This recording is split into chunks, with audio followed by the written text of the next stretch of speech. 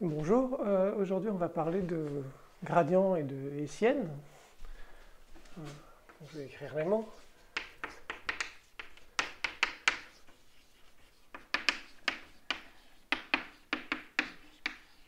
Qui sont des outils particulièrement utilisés pour étudier, gradient et hessienne sont particulièrement utilisés pour chercher des extrémas locaux. Je vais rappeler juste après ce que c'est. Donc, le cadre dans lequel on est, c'est on a un ouvert U de Rn, f est valeur réelle, et on a un x dans U, avec, disons, pour commencer, je vais juste supposer que f est différenciable en x. Maintenant, on est habitué à la différentielle, on sait que la différentielle de f au point x, c'est une application linéaire de Rn vers R, et une application linéaire de Rn vers R, une forme linéaire, c'est la même chose que le produit scalaire par un certain vecteur. Donc ce qu'on a, nous, c'est que pour tout h, pour Rn, on a vu déjà la formule qui dit que la différentielle de f en x appliquée à h, c'est la somme pour i allant de 1 jusqu'à n de df sur dxi au point x, h. D'accord, d rond f sur d rond xi, c'est ce qui se passe quand j'applique f en vecteur de base au ième vecteur de base. Et ça, c'est juste un certain vecteur, pardon, hi ici évidemment, un certain vecteur qu'on appelle gradient f au point x, scalaire h, avec gradient f au point x, le vecteur qui a ça comme coordonnée, df sur dxi, x, vers df sur dx en x, etc., jusqu'à d rond f sur d rond x n au point x. Donc c'est la même chose que c'est les coordonnées de la différentielle. C'est penser à la différentielle comme le produit scalaire par un certain vecteur de Rn. Donc ça, c'est ce qu'on appelle le gradient de f. Et si on sait que comme f est différenciable, on a la chose suivante, on a que f de x plus h, c'est f de x plus gradient de f en x scalaire h, plus un petit o. Alors, dans les vidéos précédentes, j'ai dit que j'écrivais ça petit o de h. Comme là, on va voir apparaître des développements à des ordres supérieurs, je vais écrire petit o de norme de h. C'est la même chose, c'est quelque chose qui tend vers 0 fois norme de h. Un vecteur qui tend vers 0 fois norme de h. En particulier, ça me dit que le gradient de f, qu'est-ce que ça veut dire géométriquement? Si h est de norme fixée toute petite, quand j'essaye de me déplacer dans cette, en suivant une direction de norme fixée, mais de toute petite norme, ça c'est négligeable par rapport à la norme, et la direction qui va me permettre de faire augmenter le plus vite possible f, c'est partir dans le même sens que le gradient, et la direction qui va me permettre de faire diminuer f le plus vite possible, c'est partir en sens opposé au gradient. Autrement dit, le gradient f, s'il est non nul, il pointe dans la direction où f augmente le plus vite en partant de x. C'est évidemment infinitésimal, c'est qu'une idée, je ne prétends pas dire ça de façon tout à fait rigoureuse, mais l'intuition, c'est quand même que le gradient de f en x, s'il est non nul, il pointe dans la direction où f grandit le plus vite. Nous, on est particulièrement intéressés dans cette vidéo par la notion d'extrémum local. Je rappelle qu'un x est un extrémum local d'une fonction s'il existe un petit voisinage de x sur lequel la fonction ne prend que des valeurs plus grandes que sa valeur en x, auquel cas c'est un minimum local, ou que des valeurs plus petites, et dans ce cas-là, c'est un maximum local. L'observation, que vous connaissez tous, je pense, c'est que si x est un extrémum local de f, et je suppose toujours que f est différentiable en x, alors le gradient de f en x doit être égal à 0, et on parle de point critique. On dit que x est un point critique pour f. Pourquoi? Ben, ça vient de cette équation-là. Si je fais f de x plus, disons, th, où t est un réel tout petit, ça vaut, pardon, f de x plus t gradient f en x. Donc je dis sinon, mais je n'ai pas écrit. Si le gradient était non nul, f de x plus t fois le gradient, je regarde, donc ça c'est mon h, pour t tout petit c'est bien défini, c'est f de x plus gradient f en x scalaire t gradient f en x plus t norme de gradient f en x au carré, plus un petit o de la norme de ce vecteur, c'est juste la même chose qu'un peu quelque chose qui est négligeable devant t. Donc,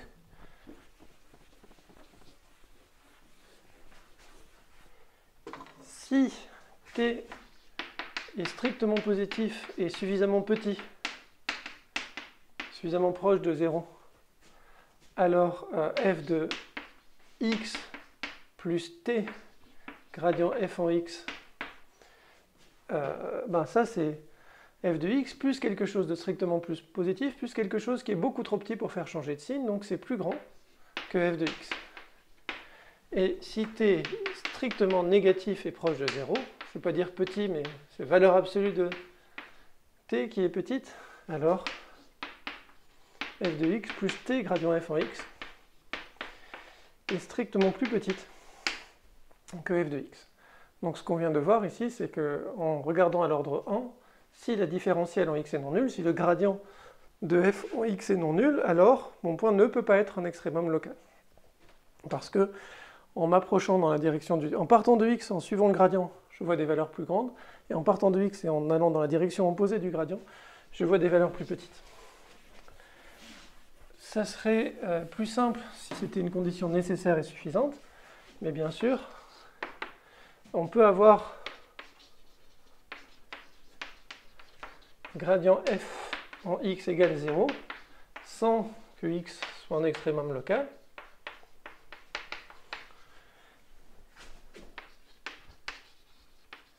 Il n'y a pas besoin d'aller chercher des fonctions de plusieurs variables pour avoir ça. Vous regardez la fonction f qui a x associe x3 de R dans R. La dérivée, vous savez bien que c'est 3x2. Donc f' de 0, la dérivée de R dans R, c'est le gradient. Bon. F' de 0, ça vaut 0, mais 0 n'est pas un extrémum local, puisque à gauche de 0, ma fonction est négative, et à droite, elle est positive.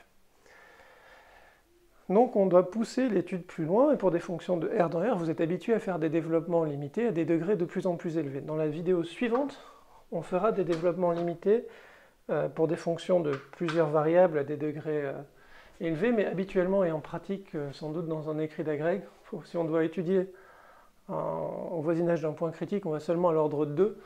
Donc on va essayer de retrouver ensemble dans cette vidéo la formule de Taylor-Young à l'ordre 2 et essayer de l'appliquer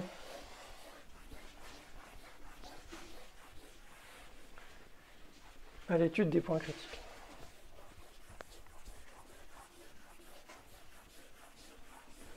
Bon, pour ça, pour l'instant, j'ai seulement supposé que f était une fois différenciable en x. Si je veux pousser à l'ordre 2, je vais supposer que f est deux fois différenciable sur u, et est différenciable sur u et au moins deux fois différenciable en x. Je prends un peu de thé, je sais pas, j'ai un petit mal de gorge ces temps-ci.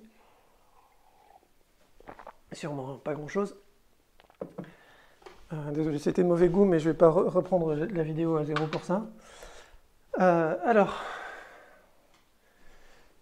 donc maintenant, on suppose f deux fois différenciable en x. Donc ça veut dire qu'il y a une différentielle sur un voisinage de x, donc qui est à restreindre u sur toute u, mais qu'en x je peux dériver au moins deux fois. Alors qu'est-ce que j'obtiens si je regarde f de x plus h d'abord, à l'ordre 1, ça fait, où h est quelque chose de petit, ça fait f de x plus, on a dit gradient f scalaire au point x scalaire h plus un petit o de h. Et ça fait f de x plus la somme pour i allant de 1 jusqu'à n des rond f sur des ronds xi. Ah, oui, si je veux retrouver, Taylor-Young sans partir trop violemment, on va fixer h. Pardon, on va regarder une application en dimension. On va essayer de retrouver Taylor-Young avant de le montrer quand même. Donc on fixe h et on regarde juste ce qui se passe quand je me déplace le long de la droite de vecteur directeur h. Bon, je suppose que h est non nul, sinon tout ça c'est juste f de x. Donc ça c'est une fonction g. Donc, je vais appeler ça g de t. G, sa dérivée, comme f est supposé différenciable, g est dérivable, et la dérivée de g c'est gradient f au point x plus th, scalaire la dérivée de cette chose-là, t scalaire h. C'est la règle de la chaîne. La différentielle de g, c'est la différentielle de x en x plus th composée avec la différentielle de ça, c'est-à-dire la multiplication par h. Mais maintenant, ça, si j'écris une formule, peut-être, ce sera plus simple, je suppose, c'est la somme pour i allant de 1 jusqu'à n des d rond f sur d rond xi en x plus th, scalaire hi. Si je suppose que f est 2 fois différenciable en x, ça veut dire que chacune de ces fonctions-là est différenciable. Et finalement, ce que je vois en 0, c'est que je vais recalculer une dérivée exactement, c'est encore une fonction de la forme quelque chose de x plus th. Donc c'est la même formule qui va s'appliquer.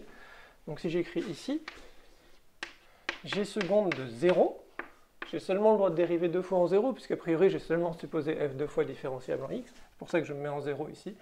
Si j'avais supposé f 2 fois différenciable sur u, je pourrais écrire un g seconde de t. Alors g seconde de 0 c'est quoi? C'est la somme pour y allant de 1 à n de la dérivée de cette chose-là. Et la dérivée d'une chose comme ça, on a dit que c'était une somme où je dérive par rapport à xj la fonction qui est là-dedans. Donc je vois un d2f sur dxj dxi. Au point, alors j'avais x plus th ici, mais j'ai pris t égale à 0. Donc au point x. Alors j'ai oublié hi. Hi, là c'était juste une constante, donc je le mets devant. C'est t qui bouge, fois aj. Donc qu'est-ce qu'on voit? On reconnaît ici une forme quadratique. Somme pour ij allant de 1 jusqu'à n, des d2f sur dxj, dxi, hi, aj. Et on est bien content que ça soit symétrique, parce que ce que ça nous dit, finalement, c'est que ça, c'est, je vais rappeler la notation après, mais c'est la matrice hessienne de f au point x fois h, scalaire h, ou la matrice hessienne, c'est la matrice symétrique, nn, dont les coefficients sont les deux de d2f sur dxi, dxj, ou des xj, dxi, c'est comme vous voulez. Ils sont égaux puisque on a le théorème de Schwarz. Ok.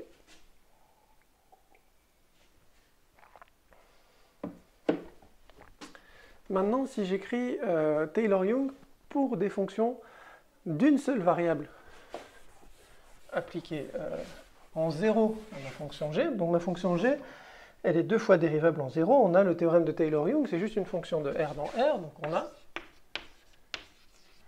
g de t, alors je vais remplacer tout de suite par la valeur avec la taille de mon tableau, g de t c'est f de x plus th, c'est g de 0, c'est-à-dire f de x, plus différentiel de, plus g' de 0, pardon, fois t. G' de 0, elle est ici. Donc c'est la somme pour i allant de... Alors, il faut que je la place quand même. La somme pour i allant de 1 jusqu'à n des d rond f sur d rond xi en x, puisque je suis en train de regarder g' de 0, fois thi. En plus, dans Taylor-Young, il y a un 1/2 de la somme pour ij allant de 1 jusqu'à n, donc g seconde de 0, il est ici, des d2f sur dxi, dxj, hi, hj, plus un petit o de t carré. Ok. Donc ça, c'est ce qu'on obtient quand on applique Taylor-Young pour la fonction g, qui est une fonction de R dans R. Maintenant, on aurait envie de dire que f de x plus h, ça va être la même chose en faisant t égale 1. Et en fait, c'est vrai pour h suffisamment petit.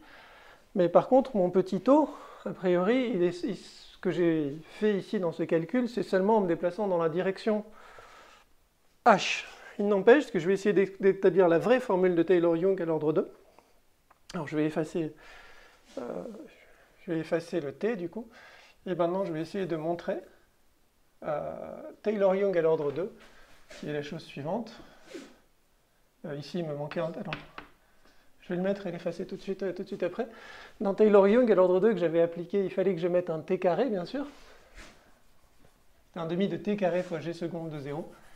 Et ici, maintenant, ce que je veux, c'est un petit taux de norme de h au carré. Donc je veux en fait la même formule que celle que je viens d'obtenir, mais valable même si h ne se déplace pas sur une droite. Valable quelle que soit la façon dont h tend vers 0. Et ça, c'est la formule de Taylor-Young à l'ordre 2. Comment est-ce qu'on montre une chose comme ça? On pose R de h égale f de x plus h moins f de x moins la somme pour i allant de 1 jusqu'à n des d rond f sur d rond xi de x hi moins 1 demi de la somme pour ij allant de 1 jusqu'à n des d2f sur dxi dxj hi aj.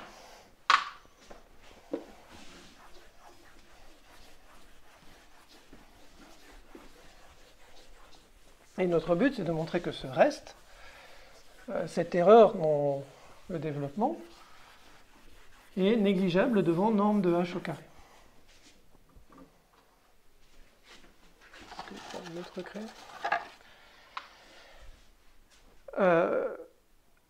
Le reste, on y pense donc comme une fonction de h. Maintenant, si on regarde nos fonctions de h, f, je savais qu'elle était 2 fois différenciable en x, ça veut dire qu'en termes de fonction, en fonction de h, ça, c'est 2 fois différenciable en 0. C'est différenciable au voisinage de 0, parce que f était différenciable sur un voisinage de x, et c'est 2 fois différenciable en 0. Ça, en h, c'est une constante. Ça, c'est une application linéaire, c'est pas trop dur à dériver. Et ça, je vais peut-être le faire tout de suite et l'effacer. Rappel. Donc, petit calcul. Si on a A une matrice symétrique,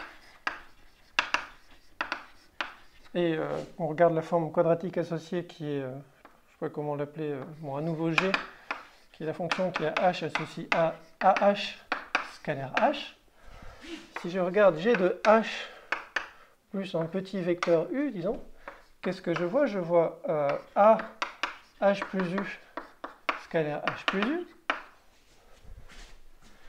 Ça fait AH scalaire H plus j'ai AH scalaire U plus AU scalaire H. Comme A est symétrique, AU scalaire H, c'est la même chose que AH scalaire U. Donc je vois un plus 2 AH scalaire U plus AU scalaire U. Et ça, c'est un petit taux de norme de U. AU scalaire U, comme ordre de grandeur, c'est la norme de A fois la norme de U au carré. Donc c'est bien négligeable devant la norme de U. Ok, donc qu'est-ce qu'on vient de montrer? On vient de montrer que la différentielle de cette application G au point H, évaluée en U, c'est juste 2 fois AH scalaire U. Donc le gradient, c'est 2AH. Le gradient en H, c'est 2AH. C'est comme ça qu'on calcule par exemple la différentielle du produit scalaire. Donc quand on va calculer la différentielle, on vient de montrer que ça c'était différentiable en H et que la différentielle ça allait être juste cette chose-là. Ok. Donc maintenant je vais profiter pour reprendre un peu de thé, le temps que vous regardiez ça, parce que je vais effacer ce bout de tableau pour regarder le calcul que j'avais commencé.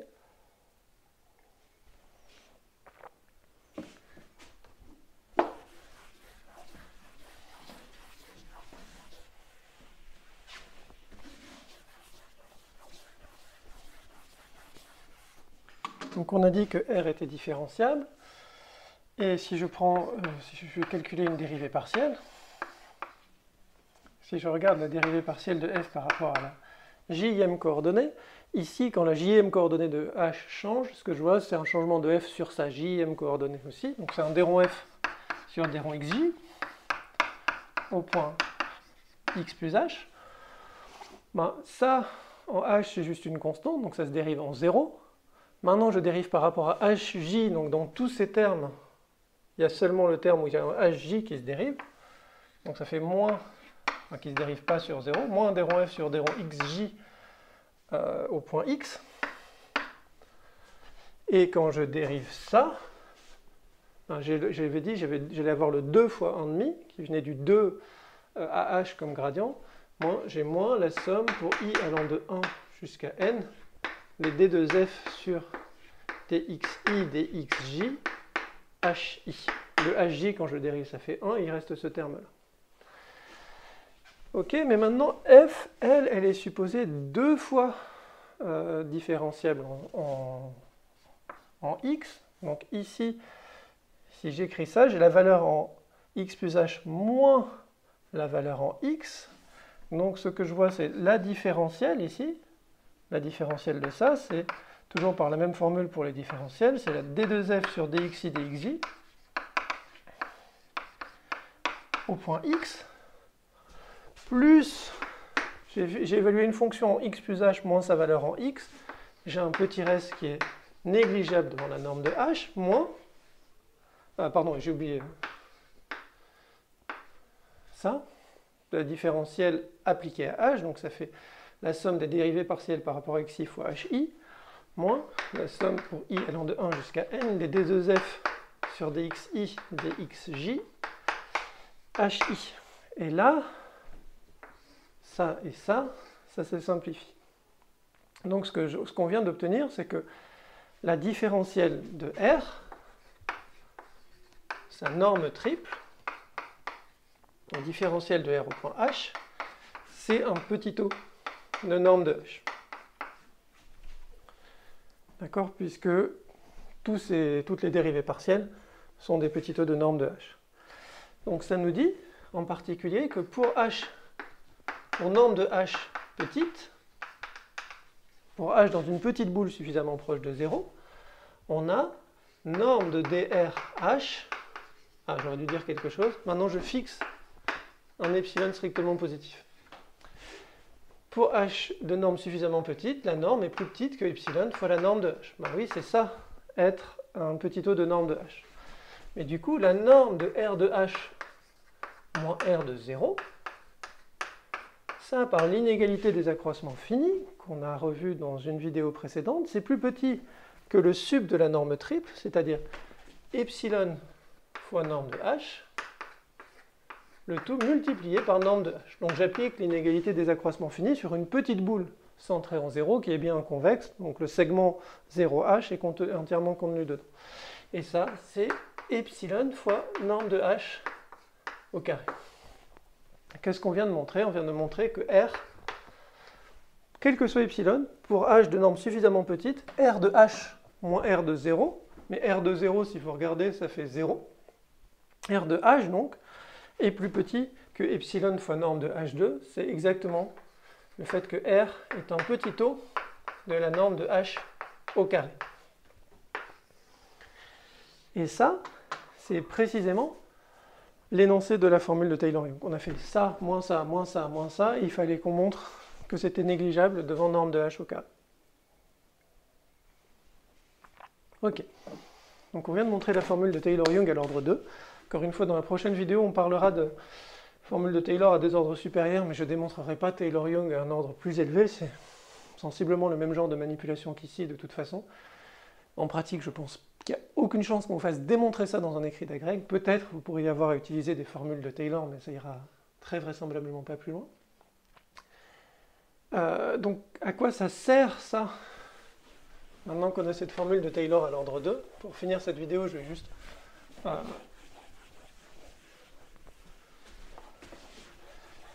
rappeler comment on étudie, du coup, comment on recherche les extrémas locaux.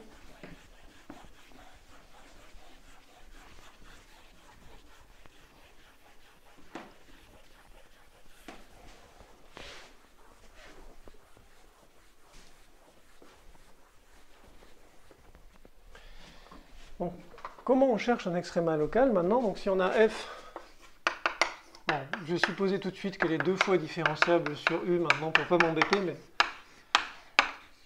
en vrai j'aurais juste besoin qu'elle soit différenciable 2 fois au point critique. Mais bon, en pratique je doute que cette subtilité joue un rôle. On recherche les extrémas locaux, donc déjà on cherche les points critiques. On se place en x, on cherche à comprendre l'équation gradient f de x égale à 0. Sinon, x ne peut pas être un extrémum local et on est content. On l'a éliminé. Donc on se place en un tel point et on essaye de décider, à partir d'un développement à l'ordre 2, si oui ou non c'est un extrémum local. On sait déjà, si on pense à x donne x3, qu'un développement à l'ordre 2 pourrait ne pas suffire. Même de R dans R, un développement limité tout court pourrait ne pas suffire. Pensez à exponentielle moins 1 sur x2. Toutes les dérivées successives en 0 sont nulles. Le développement limité m'aide pas du tout à comprendre le comportement de la fonction, quel que soit l'ordre auquel je vais chercher mon développement. Mais en général, on peut espérer sur des exemples pas trop méchants qu'un développement limité à un ordre pas trop élevé puisse nous permettre de conclure. Et ici, qu'est-ce qui se passe? Donc, sur la matrice hessienne, il y a 4 possibilités.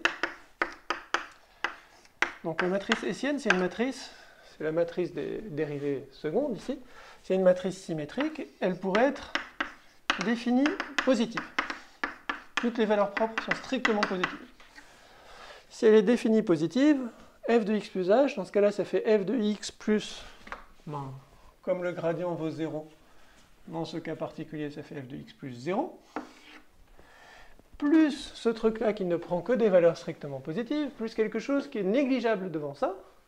Donc, x est un minimum local. f de x plus h est toujours plus grand que f de x pour h suffisamment petit. Et attention, des fois on voit une erreur d'étourderie qui est défini positif implique maximum local. C'est pas dans ce sens-là, et pour s'en rappeler, on écrit Taylor-Young. On teste ce qui se passe pour des fonctions de R dans R. Dans le cas symétrique, c'est le cas où la hessienne est définie négative. Dans ce cas-là, f de x plus h est plus petit que f de x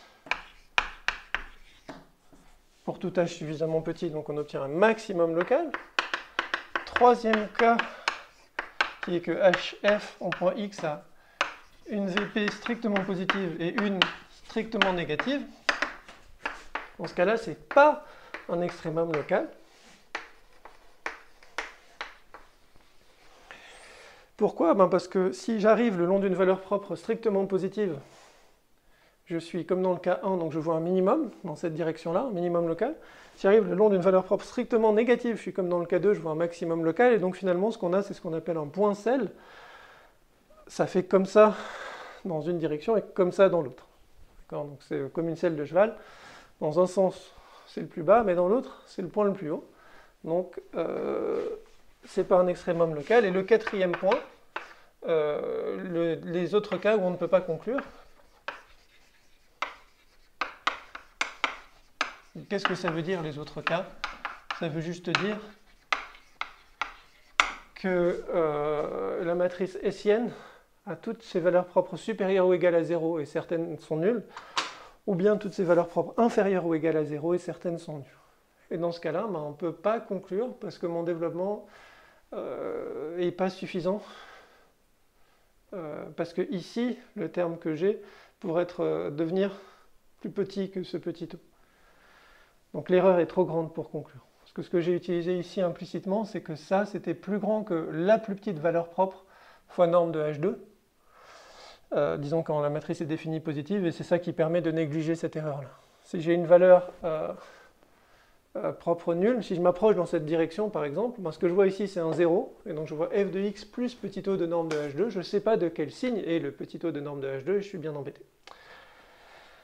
Voilà, et ça finit cette vidéo-là. La prochaine vidéo, ça va être dans le prolongement de celle-ci, essayer de comprendre juste ce qu'est un polynôme de Taylor à l'ordre n pour une fonction de plusieurs variables, et je vais rester dans le cas des fonctions à valeur réelle. Merci.